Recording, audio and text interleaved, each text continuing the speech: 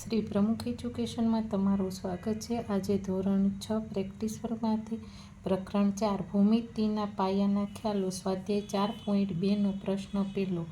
તો એનો નીચેનાનો ખુલ્લો વક્ર અને બંધ વક્રમાં વર્ગીકરણ કરો। તો એમાં આપણે અહીંયા લખવાનું છે। તો આ ખુલ્લો છે કે બંધ, તો આપણે ખબર છે અહીંયા ખુલ્લો છે, તો અહીંયા આપણે શું લખશું? તો કે ખુલ્લો વક્ર। પછી અહીંયા આપને ખબર છે કે આખું બંધ છે, તો માટે બંધ વક્ર।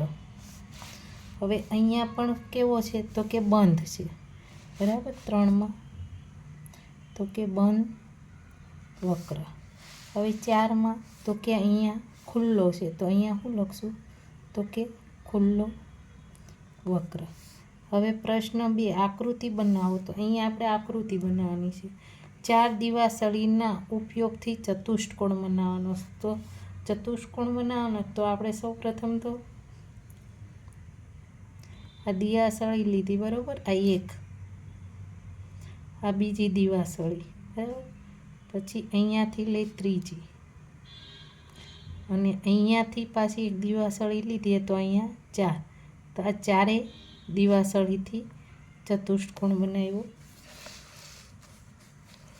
હવે અહીંયા બીજું છે કે 5 દિવાસળીના ઉપયોગથી પંચકોણ બનાવો, બરાબર છે।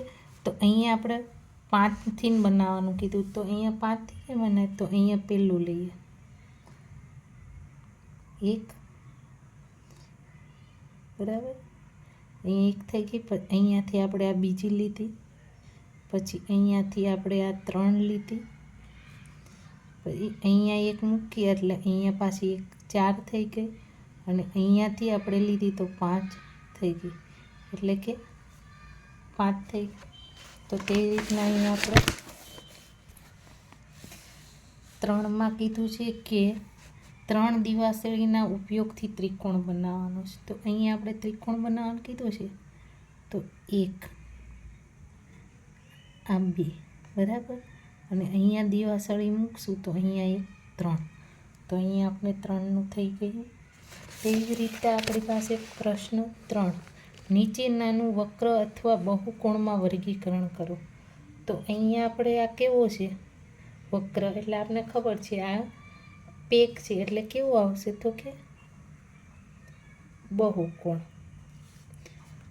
અને વક્ર એટલે કે કંઈ આમ ગોળ નથી, બરાબર છે, લંબગોળ ને એવી રીતનામાં આવે છે। તો કે આ કેવો છે? તો કે વક્ર। પછી 3માં તો કે વક્ર। હવે 4 કેવો છે આપણી પાસે? તો કે બહુકોણ। અને 5 કેવો છે? તો કે આપણી પાસે વક્ર, જેનો આકાર ન હોય, એટલે કે આકારમાં ન આપ્યો હોય તો એ વક્રમાં ગણી લેવાનું।